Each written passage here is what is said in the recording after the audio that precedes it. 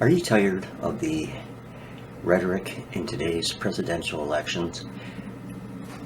I have followed elections since I was a kid, the Kennedy-Nixon being the first one that I followed, and I've always found them fascinating, but I've never seen a more contentious election cycle than the one we have today. So, I'd like to share with you an audio gem that is in my computer library from November 1944. It would have been for the campaign for Franklin Delano Roosevelt's fourth term for president. And it's interesting to look at the contrast between campaigning then and campaigning today.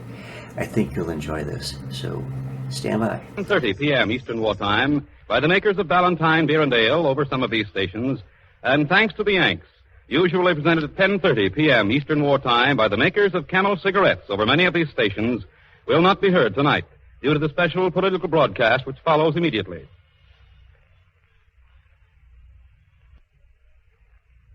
As President of the United States.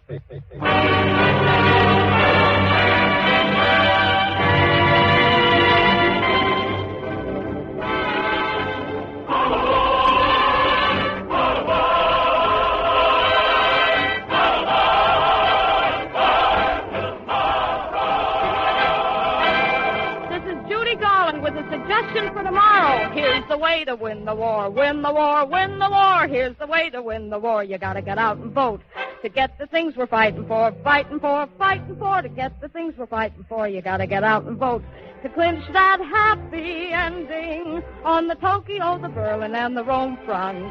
The fellow with the bullet is depending on the fellow with the ballot on the home front. Oh, we want to have a better world, better world, better world. Want to have a better world, you got to get out and vote.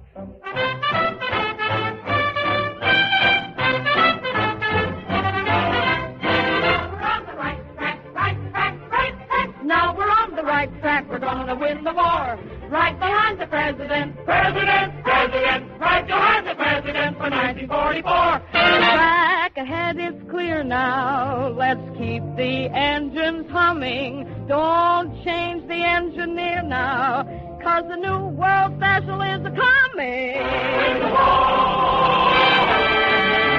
To get your reservation now for a greater nation now. Get your reservation now. How? Vote! This is Humphrey Bogart. I'm a registered voter in the 16th Congressional District of California. I'm one of a number of people from a great many walks of life who've come here tonight of our own free will because we have a deep and common interest in the outcome tomorrow of the most important election in this history of our country. We're here to tell you why we're going to vote a certain way, and what we've got to say will come straight from the shoulder, even if it's sung sometimes instead of spoken. Personally, I'm voting for Franklin D. Roosevelt because I think he's one of the world's greatest humanitarians, and because he's leading our fight against the enemies of a free people in a free world. Millions of other people are for him for the same reason, or perhaps very different reasons. And a few of these people are here with us tonight to let you in on their particular angle. Some have come from long distances, like the man at my elbow who reaches this microphone by way of Cambridge, Massachusetts, San Diego, and Tarawa. My name is Harry Candler. I joined the Navy at the age of 48 because I felt the danger confronting us. I felt that the security of my children and your children was at stake. Last September, Mrs. Candler and I lost a son somewhere in France. Another son is in the Army.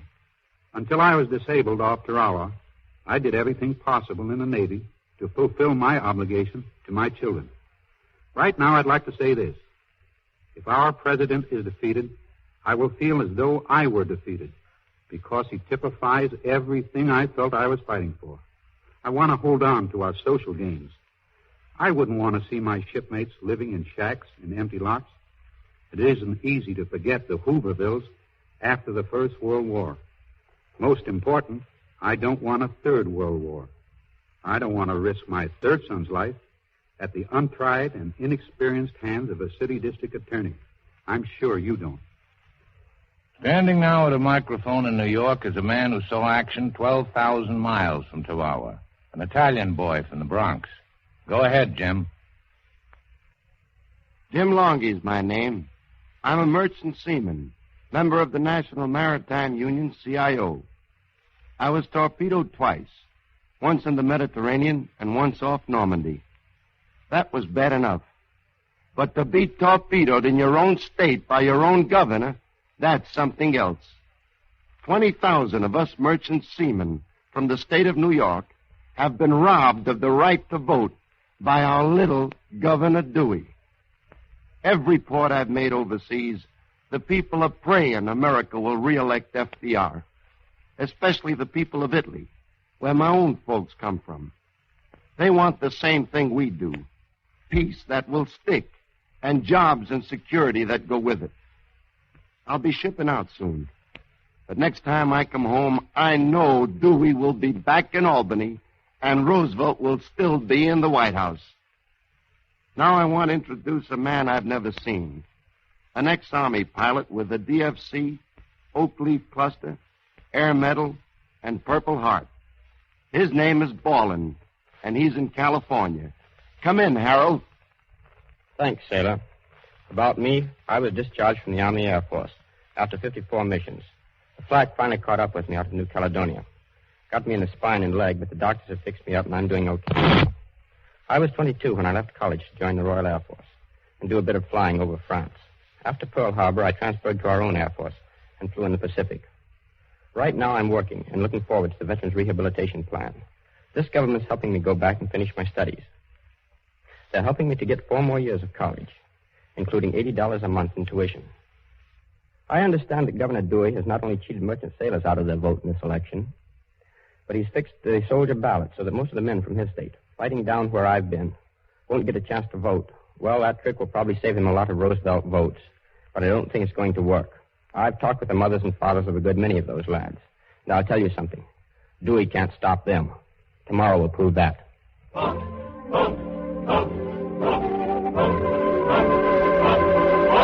To be a job for everyone, everyone. Be a job for everyone. We gotta get out and vote.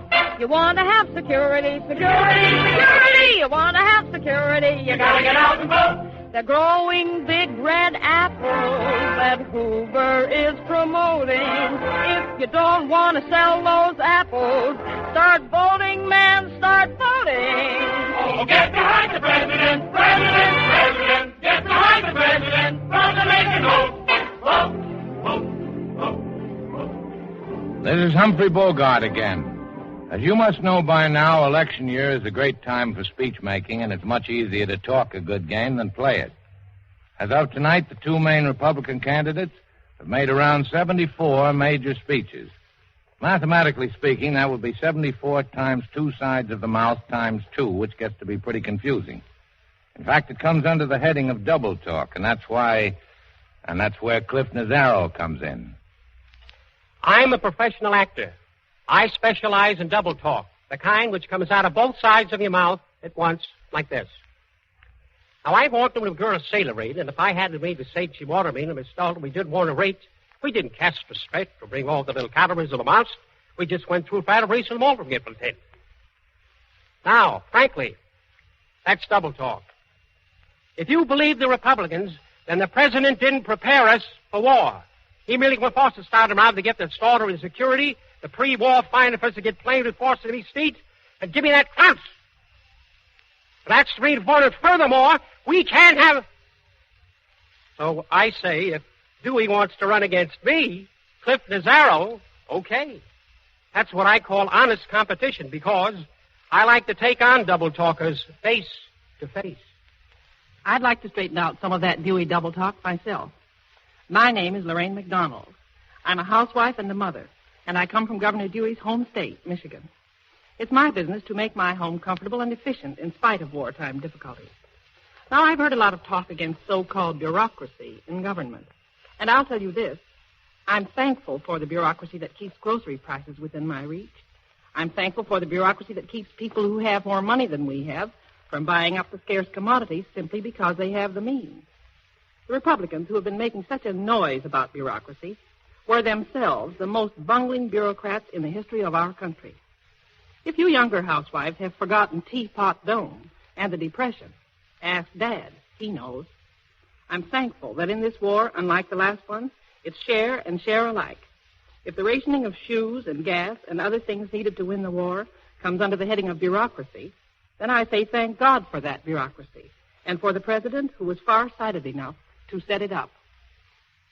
A few miles outside the city of Chattanooga, Tennessee, off a winding country highway named Cloud Springs Road, stands a good-looking farmhouse that was built under the New Deal. If you were to drive up to that farmhouse right now, you'd see light coming from the window of the living room. And inside that room, the family and friends of John S. Christian are at this moment gathered around the radio listening to this program. Mrs. Christian is there, and young Morris and Jean Christian and a few neighbors. But the head of the family, John Christian himself, is not there with them. He's right here. He came all the way out here to California on the strength of a conviction that made him mark an absentee ballot for FDR and Truman. That's right, Mr. Bogert. I'm a farmer from Tennessee, and I'm here to straighten Mr. Dewey out on one of his arguments. Maybe you remember those speeches where Mr. Dewey tried to poke fun at the New Deal, giving us the initials of a lot of government agencies. Well, there's one set of initials that he never did mention, and that's the letters TVA. But most folks know those initials stands for one of the biggest jobs ever done in America. Where I come from, they mean saving the soil in free states. TVA means flood control, power projects, and brand new industries. It's helping win the war, too. But those letters, TVA, also stand for a project that the Republicans fought tooth and nail. That's one reason why I'm voting for President Roosevelt, the man who was behind TVA, because it was one of the things that showed how much courage and foresight he had. And we're going to need a lot of that from now on. 2,000 miles south and west of John Christian's farm in Tennessee is an ordinary business office at 524 South Spring Street, Los Angeles. There are 5 girls in that office, all of them members of a union, and all of them for Roosevelt together with their boss. One of those girls is here and wants to tell you why. My name is Dorothy Hewitt, and I'm a member of the CIO Union, Local 9, United Office and Professional Workers of America. I guess you could call me a white-collar worker or an average wage earner. At any rate, tomorrow I'm going to be an average voter. Naturally, I've been interested in this election, and, in fact, I contributed $1 to the PAC. I gave it voluntarily, like all the other contributors, because we want to see worthwhile men get into office, regardless of party affiliation. According to the Republicans, my giving $1 to the PAC makes me a dangerous character. Well, I only wish there were 13 million more girls like me who could also give $1 each toward honest government. And then we would equal the $13 million given to the Republican Party by one man, Joseph Pugh, the multimillionaire oil man. Now, as a white-collar worker in this war, I've been glad to accept the ceiling on wages, because I know that if there wasn't one, on wages as well as prices, the cost of living would jump sky high as it did in the last war. My name is Garrett, Lester Garrett. I'm an airplane mechanic at Lockheed Aircraft and a trade union man from way back. I've noticed that comes election time, certain people all of a sudden are Labor's best friend. Well, that's the gag the Republicans have been pulling in this campaign, except where they find out Labor's wise to them. Then the Republicans start yelling their heads off and calling labor unions every name in the book. Well, now I happen to be an AFL man myself, but it looks fishy to me that the Republicans should be squawking about a working man, any working man, giving $1 to the political party he believes in, when those same Republicans are taking millions of dollars from the big money boys, most of whom have long anti-union records. I said I thought it was funny, but I'm not laughing about it. I'm just voting for Roosevelt. I'm Bill McCartney, brakeman on the New York Central and a member of the Brotherhood of Railroad Trainmen. I just want to say that we fellows in organized labor get awfully tired of having our intelligence insulted every 4 years by Republicans who tell us they are going to do better by us than the Democratic Party. Don't they think we know what FDR has done for labor? We know how the Republicans have fought him each time he protected us from unfair hours, bad working conditions, and low wages. And you folks who worry about all this high-pressure publicity for Dewey and his friends, you people who think maybe the working man is fooled by their phony arguments, just take it easy. The working man knows more about this fight and what it means to him than any other group of Americans. He has more to lose if FDR loses, more to win if FDR wins, and that's no fooling. This is Jim Cagney, member of the Screen Actors Guild. I guess I'm just an old sentimentalist about those bygone days when the gangsters I used to play in the movies were rum running all over the place. But under the first Roosevelt administration, Prohibition was repealed and bootlegging became a lost art. Soon afterwards, Roosevelt's Department of Justice took care of the mobsters in general. Well, as I say, I feel pretty mellow about those dear old days, so I hope you'll understand it if I break down and sing a song together with two other sentimentalists, Keenan Wynn and Groucho Marx.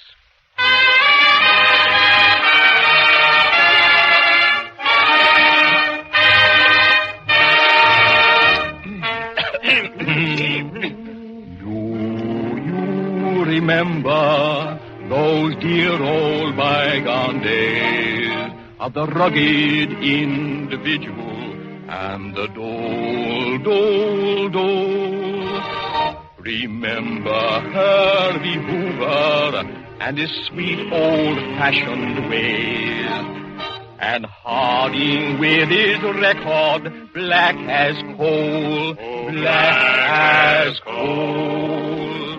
In that good old Hoover time, in that good old Hoover time, lots of jobs for everyone who played blues and cry.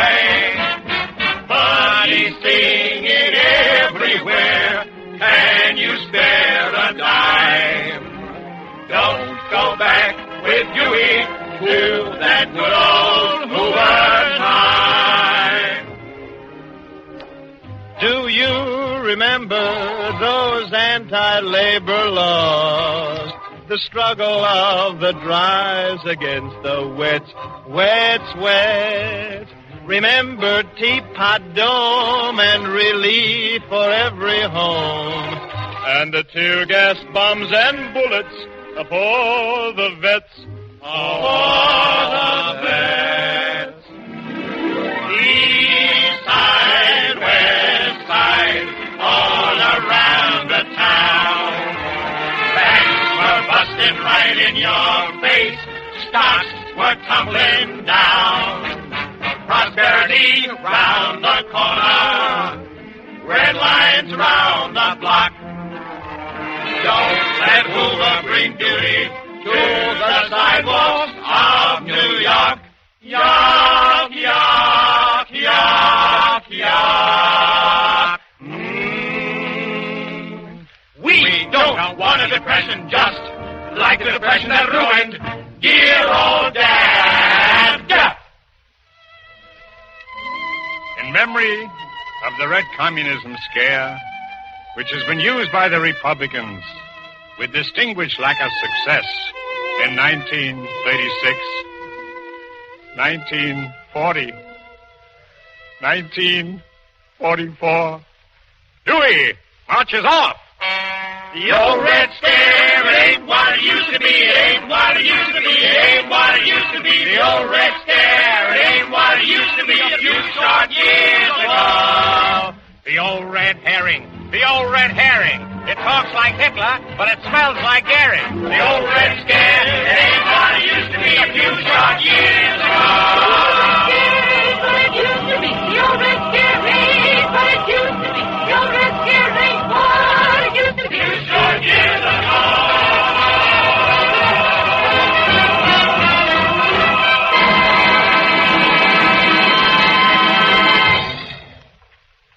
Don't look now, folks, but is anybody interested in a better world? We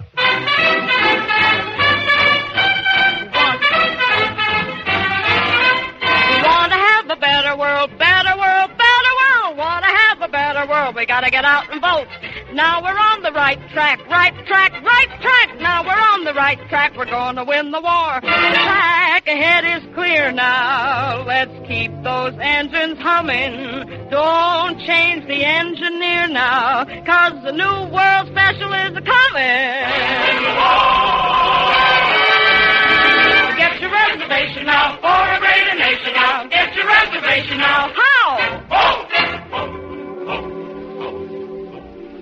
For every one of us here tonight, there are millions and millions of people riding on the Roosevelt Special. Some of these people are known to you. Others, like the folks you're meeting on this program, may be unknown to you. But the California section of the train is filled with faces and voices that you'll recognize immediately, and they're all here to introduce themselves.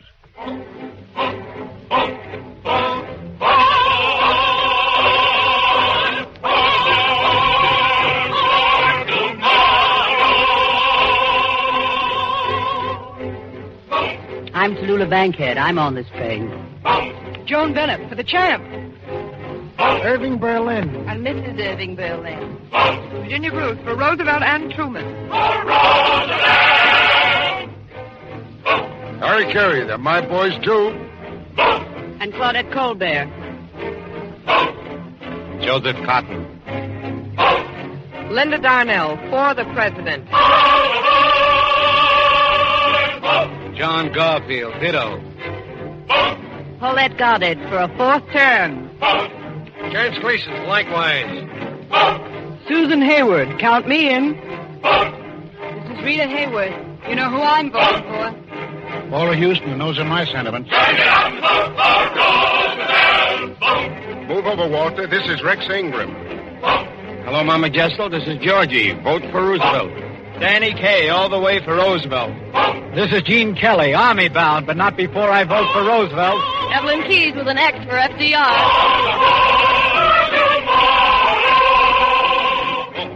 Groucho Marx without the mustache. Paul Muni, I've got my ticket. This is Richard Wolf. My ballot's ready. This is George Rapp. We got to get out and vote. This is Edward G. Robinson with my vote. Gail Sundergaard for the commander-in-chief. Lana Turner for Roosevelt and victory. Bonnie Willard, all the way for Roosevelt. This is Jane Wyman sitting next to Keenan Wynn saying another win for Roosevelt.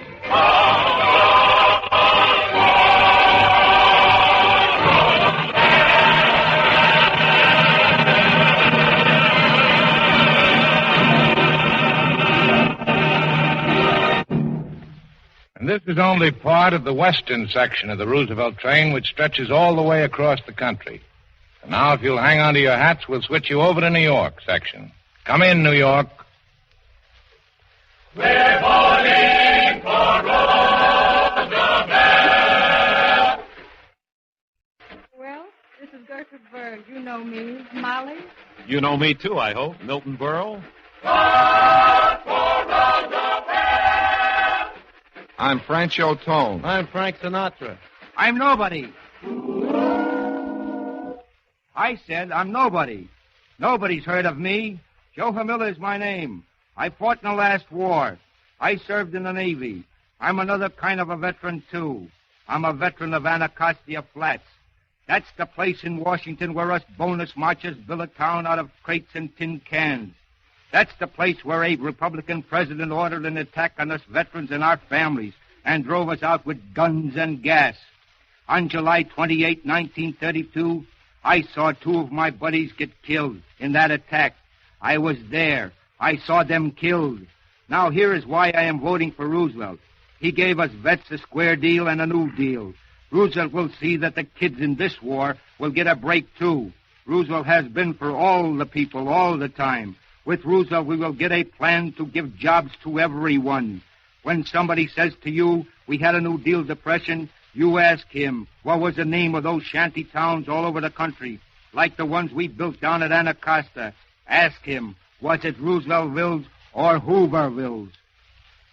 I'm Carl Milliton. I've been running a small manufacturing plant in Brooklyn for a good many years. I am what you call little business. And I've had my ups and downs, but not my outs. Closest I came to getting squeezed out wasn't during the Depression. My troubles began before that, in the boom years. The big mergers, and the combines were eating up all the little fellows like me. They had their hooks onto me, too. And when I say they, I mean the big money boys. Then came Roosevelt. Under his administration, the antitrust laws began to be enforced, really enforced, for the first time. I ought to know. They saved my hide. That's why I don't think it's time for a change. I'm Captain John Patrick, ambulance driver in the American Field Service. I just come back after 2.5 years in North Africa, India, and Burma. In Burma, I was with a section that was surrounded by Japs for 3 months. These men lived and fought from day to day on supplies brought into them by plane. The day I got back in New York, a taxi driver turned around and said to me, "Son of a gun, this the man a Dewey. She's a green." That isn't funny, and I'll tell you why. I came home on a transport crowded with Army flyers who had either served 50 missions or were wounded. The men I talked to on that ship felt the same way about this election as the taxi driver and myself, apprehensive at the idea of switching to amateurs. And I'm particularly apprehensive about the kind of amateurs. Governor Dewey, by rigging the voting laws of New York State, made it impossible for me and thousands of men in my situation to vote. And so, I'm talking to you, appealing to you, really, in the hope that some one of you who is undecided tonight will vote in my place tomorrow for Mr. Roosevelt. This is Quentin Reynolds, and I say check to what John Patrick just told you. I'll use my minute talking to you mothers and fathers who are listening tonight with your hearts overseas. I've been over there in the fighting fronts, and I can tell you that your boy knows what he's fighting for. To hear Dewey, you get the idea that our soldiers are fighting for one thing, and that we back home are fighting for another thing. We know that isn't so. We know all of us are fighting for the same thing, a short war and a long peace. Our GIs aren't letting us down over there, and it would be a pretty sad business if we were to let them down back here. Our choice is clear enough between a great commander-in-chief and a bright young prosecuting attorney. I'll take Roosevelt. I'm Russell Davenport. I'm a registered Republican. I fought hard for a Republican victory in 1940. I was all set to fight for one this year. But it isn't the same Republican Party this year. It's a different party. It has lost its principles. There's only one issue in this campaign. That's the issue of the peace. We must learn how to maintain peace, not alone, but jointly with other nations. The Republicans have failed to meet this issue. I don't think we can rely on them to work with other nations. But Mr. Roosevelt has met the issue better. He has fought the war side by side with other nations. Therefore, we are winning the war. I believe that with him we have our best chance to maintain peace with other nations so that we can also win the peace. Do you agree with me, Bartley Crumb, out there in San Francisco? Of course I do, Russell. And as a registered Republican who, like yourself, worked hard for a Republican victory 4 years ago, I feel that this is the hour of decision. Tomorrow, America will be weighed in the balance and not found wanting. Peace doesn't just happen. Peace is won only by leaders who love peace and work to make peace a firm reality in this war-scarred world. The Republican Party has failed utterly in meeting the challenge. Both its platform and its candidate have evaded the issue, have walked around it timidly like an elephant on a flimsy bridge. As lifelong Republicans, none of us found it easy to make this decision. But as independent Republicans, all of us can make no other choice. The party once led by Abraham Lincoln, Theodore Roosevelt, and Wendell Willkie today shows itself false both to their memories and to their principles. Already tomorrow's sun is rising over Europe as it reaches our Atlantic coast, races westward, and dips below the battle-rimmed Pacific. I am supremely confident that American citizens will, by voting for Franklin D. Roosevelt, be weighed in the balance and not found wanting. This is Bogart back in Hollywood. While we're weighing things in the balance, Mr. Crum, let's not overlook Mr. Dewey's record, a record which the best Republicans find one of his least attractive features. We've got a song on the subject of Mr. Dewey's record, and it's going to be sung now by the rising young star, June Richmond.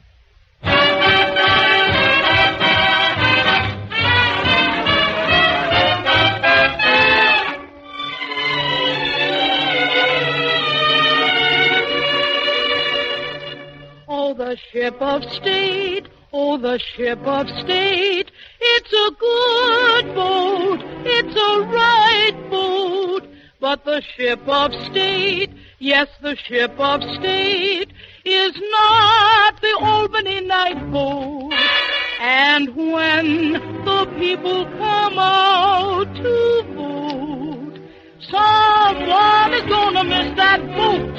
So don't look now, Mr. Dewey, but your record is showing. Yes, your record is showing. Your New Deal trousers are smart, no doubt, but the Old Deal shirt tail is sticking out. So don't look now, Mr. Dewey, but the boys who have signed you are right there behind you. There's Bert McCormick right in your groove, and John the Dollies and Herb the Who. You made it tough for G.I. Joe to get his ballot through. But his father and his mother and his sister and his brother know exactly what to do. November 7th, don't look now, Mr. Dewey, but your record is a phooey. The soldier vote you jumbled, on Russia you fumbled, on land lease you grumbled, on world peace you mumbled. The dumbles you've assembled will be stumbled, bumbled. So Dewey, don't look now. Thank you, June Richmond. And now we pause for station identification. You're listening to Same Time, Same Station, the best of old-time radio. And I'm your host, Jerry Hendigas. We take you now to New York. This is Averill Harriman. From my experience abroad during the last 4 years, I can say with complete assurance that never in history has one man, Roosevelt, attained the confidence of so many peoples, of so many nations. It is well known abroad that Dewey is supported, and it is believed surrounded, by our isolationists. If Dewey were elected, doubt of our intents would take the place of this confidence. Our leadership in the world could not fail but be impaired for some time. There is no time to rebuild confidence. It is my earnest judgment that Dewey's election would prolong the war. With Roosevelt as our president, we will retain the successful leadership and the full unity of the Allies created by Roosevelt for the war and in shaping the world for the peace we are fighting to attain. And that is why we, Republicans and Democrats alike, urge all of you to vote for Franklin D. Roosevelt. This is Bogart again. The existence of the United Nations in both fact and principle is one of the greatest accomplishments of this war. The spirit of this newfound unity has never been better expressed than in a song by Yip Harburg and Earl Robinson called The Free and Equal Blues. You're going to hear it now for the first time, but I dare say it won't be the last. The Free and Equal Blues, sung by Earl Robinson and Clarence Muse.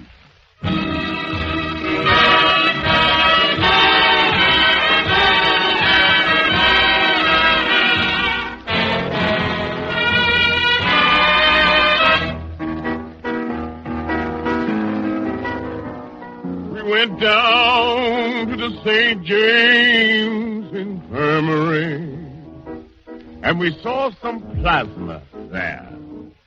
And I ups and asked the doctor man, was the donor from America, Africa, India, Asia, or where? The doctor laughed right in my face and gave it straight to me. Said a molecule is a molecule, son, and it's got no geography.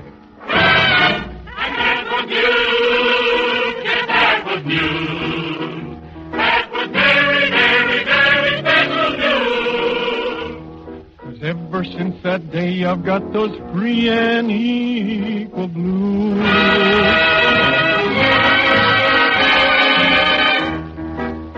You mean you heard that doc declare the plasma in that test tube there could be white man, black man, yellow man, red? That's what he said. The doctor put down his doctor book and gave me a very scientific look. And he speaks out plain and clear and rational. Metabolism is international. And that was news. Yes, that was news.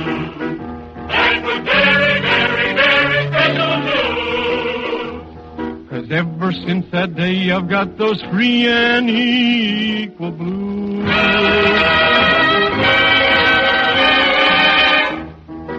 Well, he rigged up his microscope with some Berlin blue blood. And by gosh, it was the same as Chung King Chef Chattanooga Timbuktu blood. Why, them Aryans, Goring and Goebel, they don't even know the corpuscle is global. Trying to disunite us with their racial supremacy. Flying in the face of old man chemistry. Taking all the facts and trying to twist them. But you can't overthrow the circulatory system. And that was news. Yes, that was news. So we stayed at the St. James Infirmary. We wasn't going to leave that place, was we, boy? No, sir. That was too interesting. I said, give me some more of that scientific talk. And he did. Yeah. He said, melt yourself down in a crucible, son. Pour yourself out into a test tube. And what have you got? 3,500 cubic feet of gas. The same for the upper and the lower class. Well, we'll just let that pass. Carbon, 22 pounds, 10 ounces. You mean that goes for princes, dukes, and counts? Whatever you are, that's what the amount is. Carbon, 22 pounds, 10 ounces. Iron, 57 grains. Not enough to keep a man in chains. 50 ounces of phosphorus, whether you're poor or prosperous. Buddy, can you spare maths? Sugar, 60 ordinary lumps. Free and equal rations for all nations. Then you take 20 teaspoonfuls of sodium chloride. That's all. Mixed with 38 quarts of H2O. That's water. Add 2 ounces of lime. The soup's on a hydrochloric acid. Yeah. And you stir it all up. And what are you? A walking drugstore. An international metabolistic cartel. And that was news. Yes, that was news. So listen, you African and Indian and Mexican, Mongolian, Tyrolian and Tartar. The doctor's right behind the Atlantic Charter. The doc's behind a new brotherhood of man. As prescribed at Casablanca and Cairo and Moscow and Tehran. He agrees with Dr. Roosevelt, Dr. Churchill, Dr. Stalin, Doctors Eden, Hull, and Litvinov. Every man, everywhere, is the same when he's got his skin off.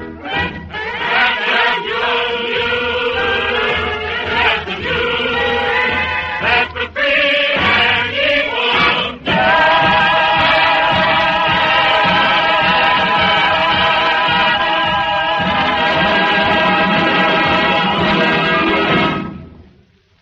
One of the remarkable developments of this campaign has been the large number of normally Republican leaders and voters who have thrown their support to Roosevelt because their consciences could not permit them to vote for the man who seized control of the Republican Party. There are millions of them, Some of them outstanding, like Senator Ball of Minnesota, Russell Davenport, Bartley Crum. Other lifelong Republicans like country editor Hilton Higgins of Caldwell, New Jersey, who wanted to appear on this program but is too busy campaigning for Roosevelt tonight back in his hometown. Many a newspaper which supported Wendell Willkie in 1940 supports the president today. Among them, the New York Times, the Portland, Oregon Journal, to mention only two. As I say, Republicans in all sections of the country will be with us tomorrow. But here now is a man whose father and grandfather were Republicans before him and who well remembers the greatest Republican of them all. Julius Oscar Ranger is my name. I was 94 years old last October. I can remember way back to 1858 in Galesburg, Illinois, when Abraham Lincoln shook my hand. I have voted in 19 elections, if you include this one. Voted most of my life for men who I thought could do the most good for me and mine. That's why I have voted for Roosevelt before, and that's why I'm going to vote for him again. I don't know how long I'll be around to enjoy the benefits of a world at peace. So this time, I'm voting for those who will enjoy them. The young folks, the soldiers coming back from the war, and the young women waiting for them to come back.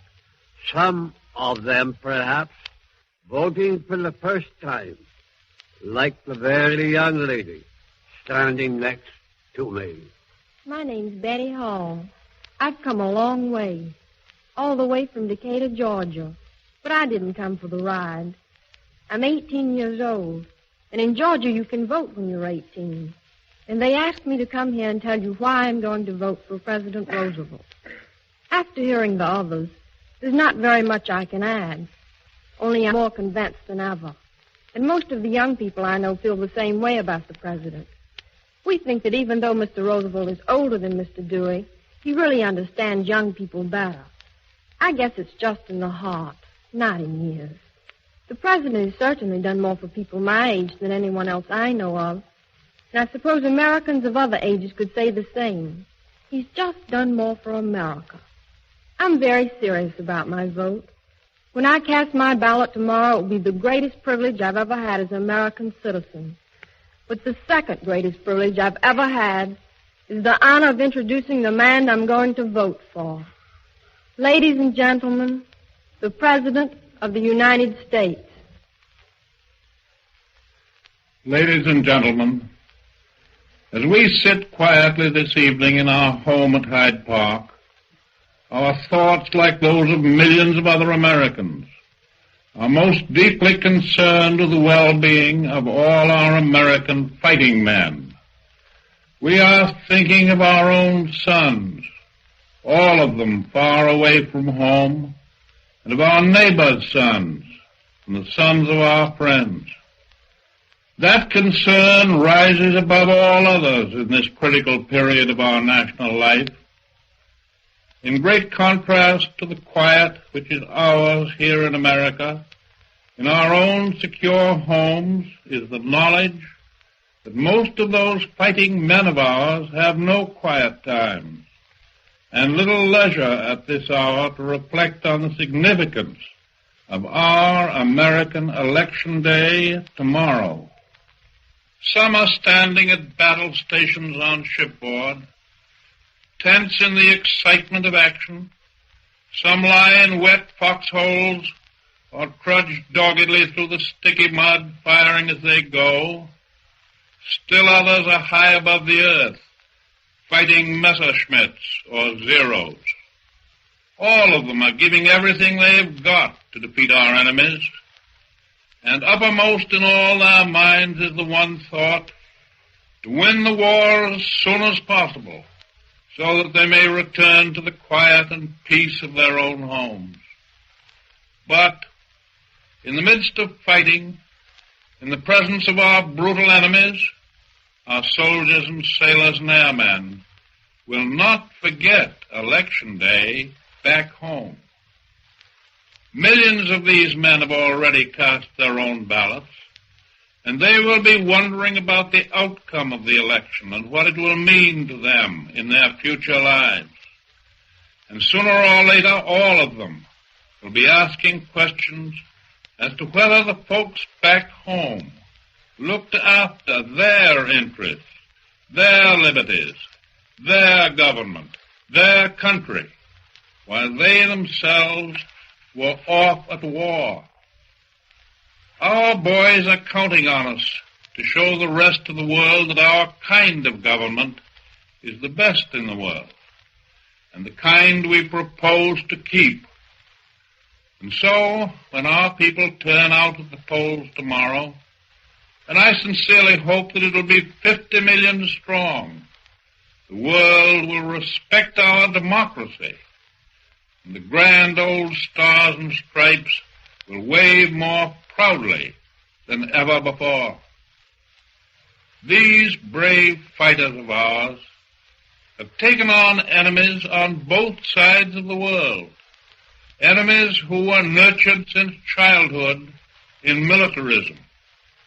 These boys of ours, wisely led, and using the matchless weapons which you here at home have sent to them, have outfought those ruthless enemies, outfought them on the land, outfought them on the sea, outfought them in the skies. They are winning the victory for all of us. Many are giving life itself. And it is for us to make certain that we win for them, the living and the dead, a lasting peace. There is nothing adequate which anyone in any place can say to those who are entitled to display the gold star in their windows. But each night as the people of the United States rest in their homes, which have been safe from violence during all these years of the most violent war in all history, I am sure all of them silently give thought to their feelings of deepest gratitude to the brave departed, and to their families for the immeasurable sacrifice that they have made for the cause of decency and freedom and civilization. I do not want to talk to you tonight of partisan politics. The political battle is finished. Our task now is to face the future as a militant and a united people, united here at home as well as on the battlefronts. Twice in 25 years, our people have had to put on a brave, smiling front as they have suffered the anxiety and the agony of war, and no one wants to endure that suffering again. When we think of the speed and long-distance possibilities of air travel of all kinds to the remotest corners of the earth, we must consider the devastation wrought on the people of England, for example, by the new long-range bombs. Another war would be bound to bring even more devilish and powerful instruments of destruction to wipe out civilian populations. No coastal defenses, however strong, could prevent these silent missiles of death, fired perhaps from planes or ships at sea, from crashing deep within the United States itself. This time we must be certain that the peace-loving nations of the world band together in determination to outlaw and to prevent war. Tomorrow, you, the people of the United States, again vote as free men and women with full freedom of choice with no secret police watching over your shoulders. And for generations to come, Americans will continue to prove their faith in free elections. But when the ballots are cast, your responsibilities do not cease. The public servants you elect cannot fulfill that trust unless you, the people, watch and advise them. Raise your voices in protest when you believe your public servants to be wrong. Back them up when you believe them to be right. But not for one single moment can you now or later forget the all-important goals for which we are aiming. To win the war and unite our fighting men with their families at the earliest moment. To see that all have honorable jobs. And to create a world peace organization which will prevent this disaster, or one like it, from ever coming upon us again. To achieve these goals, we need strength and wisdom, which is greater than is bequeathed to mere mortals. We need divine help and guidance. We people of America have ever had a deep well of religious strength, far back to the days of the Pilgrim Fathers. And so, on this thoughtful evening, I believe that you will find it fitting that I read a prayer sent to me not long ago. Almighty God, of whose righteous will all things are and were created, thou hast gathered our people out of many lands and races into a great nation. We commend to thy overruling providence the men and women of our forces by sea, by land, and in the air, beseeching thee to take into thine own hands both them and the cause they serve. Be thou their strength when they are set in the midst of so many and great dangers, and grant that whether by life or by death, they may win for the whole world the fruits of their sacrifice and a just peace. Guide, we beseech thee, the nations of the world into the way of justice and truth, and establish among them that peace which is the reward of righteousness. Make the whole people of this land equal to our high trust, reverent in the use of freedom, just in the exercise of power, generous in the protection of weakness. Enable us to guard for the least among us the freedom we covet for ourselves. Make us ill content with the inequalities of opportunity which still prevail among us. Preserve our union against all the divisions of race and class which threaten it.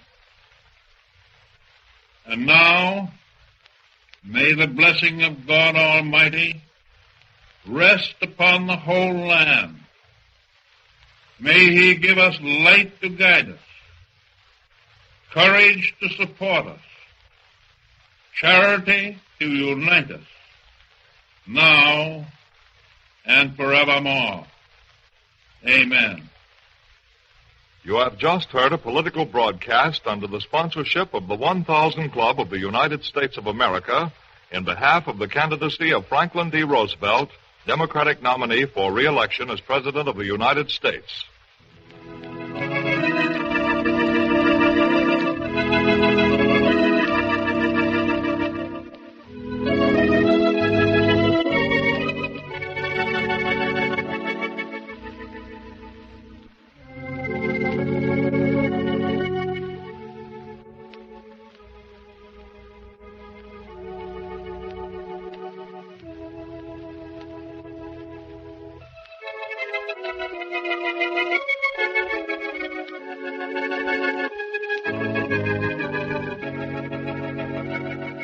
Well, that'll just about wrap things up for today.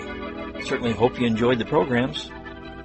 If you'd like to contact us for more information on how to purchase the programs, give us a request for upcoming programs, or just any kind of comments you'd like whatsoever, you may do so by going to our website at otrsite.com, or you may email us at jerry@otrsite.com, or you may call area code 562-696-4387. We'd certainly love to hear from you.